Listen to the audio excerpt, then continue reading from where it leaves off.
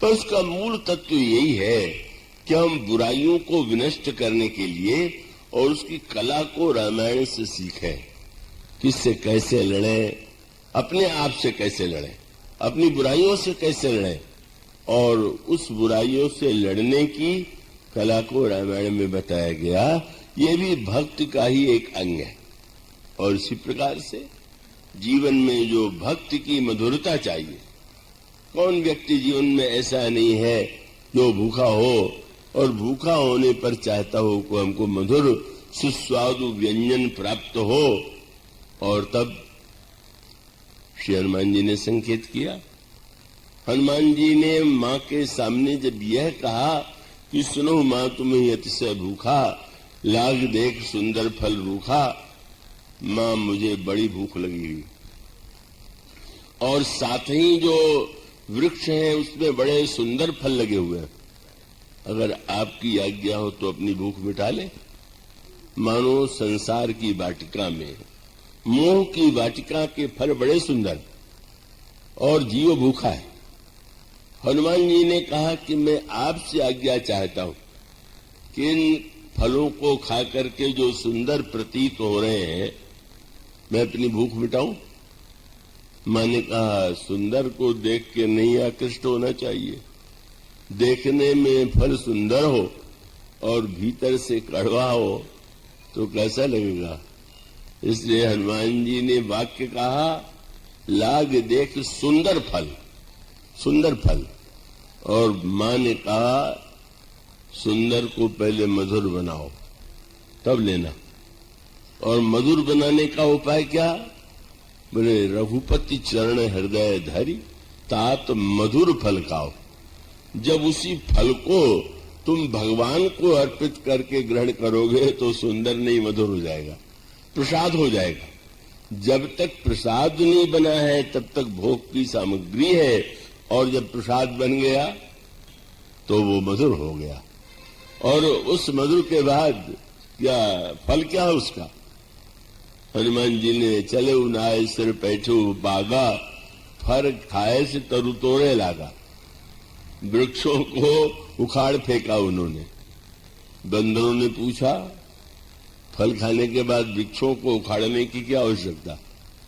हनुमान जी ने कहा मैं समझ गया, अगर ये वृक्ष बने रहेंगे तो फिर जो फल निकलेंगे उनको राक्षस खाएंगे, राक्षस न भोग लगाने पावे, इसलिए मैंने जड़ से उखाड़ दिया।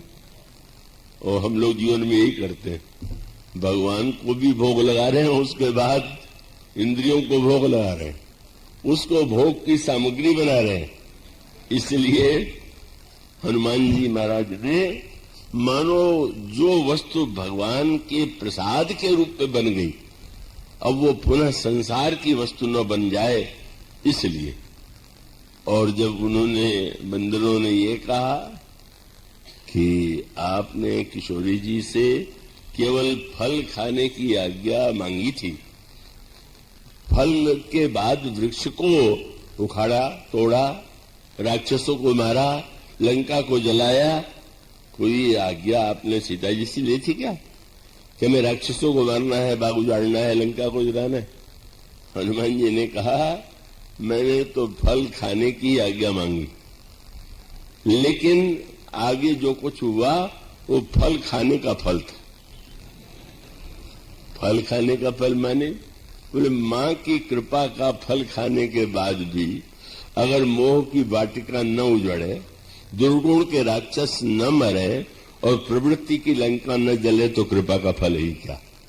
जब उस कृपा का आस्वादन व्यक्त करता है, मानो श्री रामचरितमानस में भक्त के ऐसे अद्भुत रूपों का वर्णन, आप उसको राम राम जप करें, ये भी एक भक्ति है।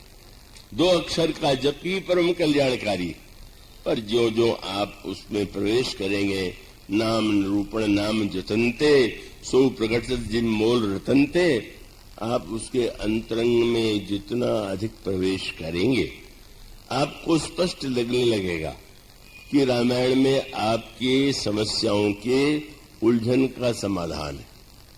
आप विवेक का दीप प्रज्वलित करिए तो आपका मोह नष्ट होगा, ऐसा ज्ञान दीपक कहता है। लेकिन अगर व्यक्ति भक्ति के मणि का आश्रय ले ले तो अपने जीवन की ग्रंथियों को खोल सकता है। अगर मनुष्य के जीवन में भूख है और उसको मिटाना चाहता है तो वह वेद समुद्र का मंथन करके उसमें राम कथा की जो मधुरता है, कथा सुधा मथि काढ़हि भगति मधुरता जाए। और फिर युद्ध माने जैसे देवताओं ने अमृत पी करके राक्षसों को हराया, इसी प्रकार से दुर्गुण दुर्विचारों को हराने के लिए भक्ति का अमृत जो हम पी लेते हैं तब हम उन बुराइयों को हरा सकते हैं। यह तो अनंत ग्रंथ है, कभी न समाप्त होने वाला।